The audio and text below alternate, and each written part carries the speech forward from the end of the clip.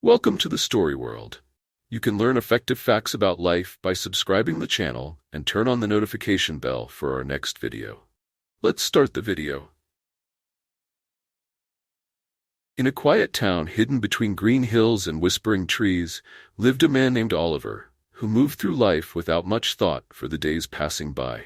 But everything changed when he stumbled upon an old shop he'd never seen before, the Timekeeper's Emporium. Inside, an elderly shopkeeper handed him a peculiar pocket watch and invited him to see the true worth of his time. Little did Oliver know, this encounter would reveal to him a truth that would change how he saw every precious moment of his life. In a small town nestled between rolling green hills and tall, whispering trees, there lived a man named Oliver who had everything he thought he needed: a steady job, a comfortable house, and a tidy sum saved in the bank. He moved through his days as if they were routine chores, neither hurried nor slowed by any deeper calling. But one day, something unusual happened. He found himself in a curious old shop he'd never noticed before. The sign above the door, though faded, bore a strange inscription: the Timekeeper's Emporium.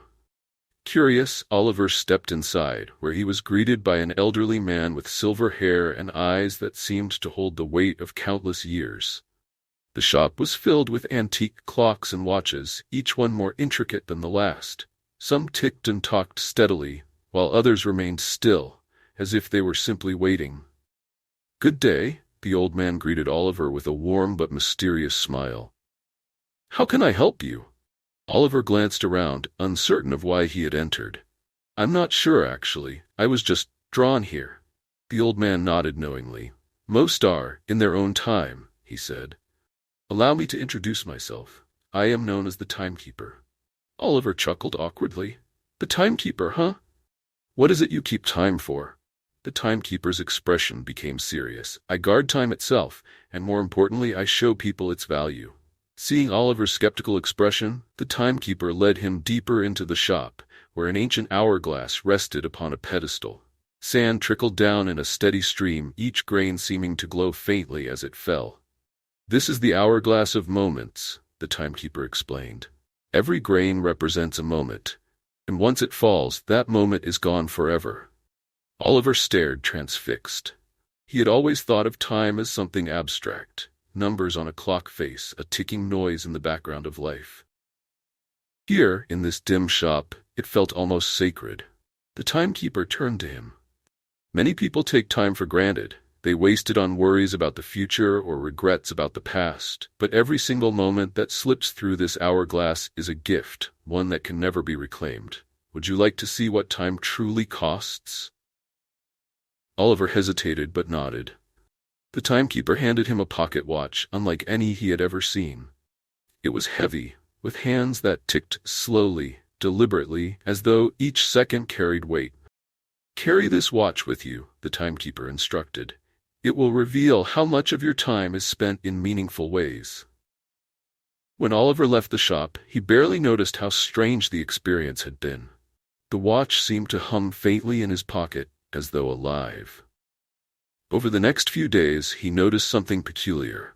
Every time he engaged in an activity that truly mattered to him, spending time with his family, working on a hobby, helping a neighbor, the watch would feel warm in his hand.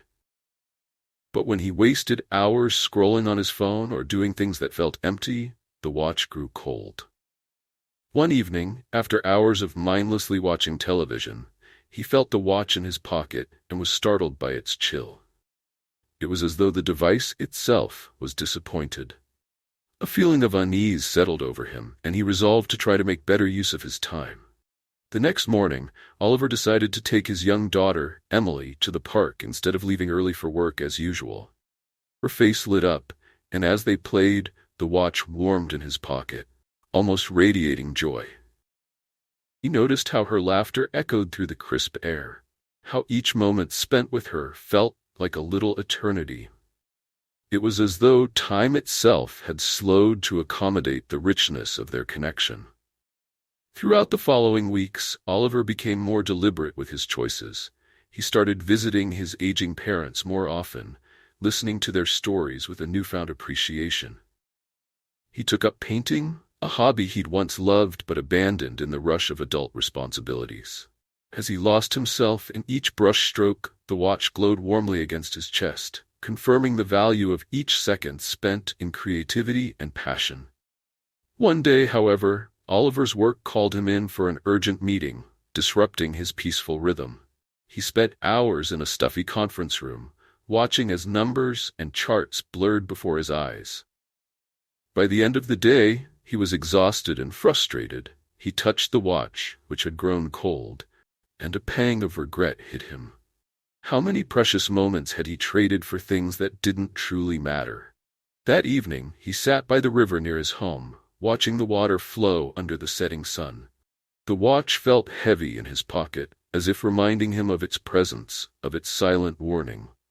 At that moment, he felt a powerful realization settle within him. Time wasn't something he could keep or control. It was a river that flowed relentlessly, and all he could do was choose what to experience as it swept by. He returned to the timekeeper's shop the next day, his heart brimming with questions. The old man was waiting, as though he had known Oliver would return. "I understand now," Oliver said. "Time is life itself. Each moment we choose, each experience we embrace, shapes the kind of life we live. But how do I keep myself from wasting it?" The timekeeper smiled, his gaze soft. "It is not about keeping time, but about honoring it.